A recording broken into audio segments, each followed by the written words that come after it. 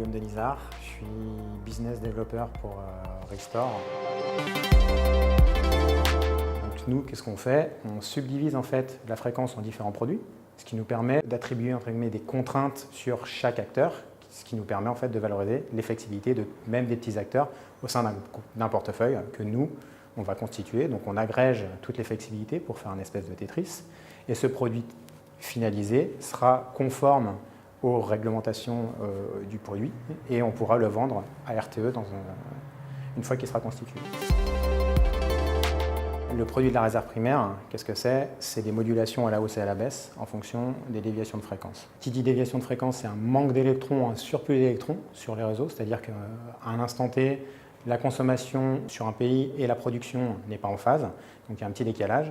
Et lorsqu'il y a ce décalage-là, en fait, ça génère des déviations de fréquence. Dans ce cas-là, l'opérateur de réseau va demander à des acteurs de mettre en œuvre leur flexibilité pour en fait, stabiliser la fréquence du réseau.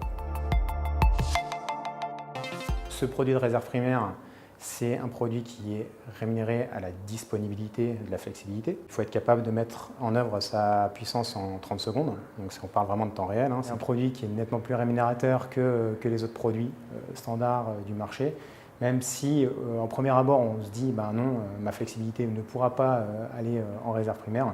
Ils ont tout intérêt à le faire. Pourquoi? Parce que c'est moins contraignant que les produits d'effacement qu'on peut avoir. Sur certains produits, sur le produit à la baisse et à la hausse, vous allez uniquement vous effacer, mais pendant des délais qui sont vraiment beaucoup plus courts, donc il y a quand même moins de contraintes sur ces sujets-là.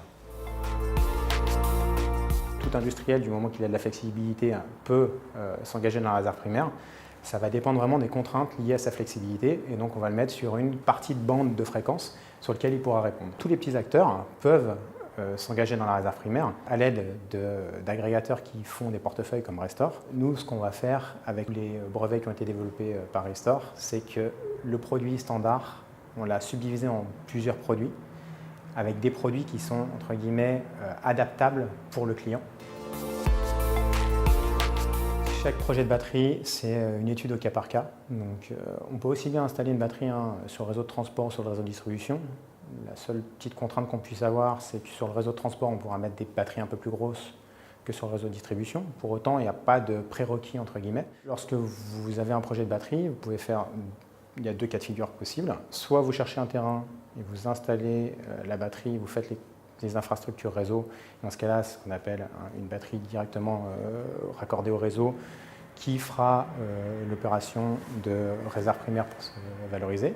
La batterie derrière le compteur, vous avez une usine et sur un des postes, sur un des transformateurs de l'usine, on va se raccorder avec cette batterie-là. Le fait d'installer une batterie, nous, ce qu'on va appeler derrière le compteur, va nous permettre de gagner en temps et en investissement. Donc nous, on installe la batterie, on va la valoriser en réserve primaire pour pouvoir, entre guillemets, rentabiliser l'investissement. Le fait de raccorder cette batterie sur un des points stratégiques du réseau interne de l'usine va permettre de livrer certaines capacités de la batterie pour l'industriel. On leur fait bénéficier en fait de certaines capacités de la batterie, donc pour les micro-coupures, des creux de tension ou d'autres aspects. On a agrégé tout un tas de flexibilités. Donc c'est un portefeuille d'à peu près 32 MW qui est valorisé en réserve primaire, ce qui est conséquent.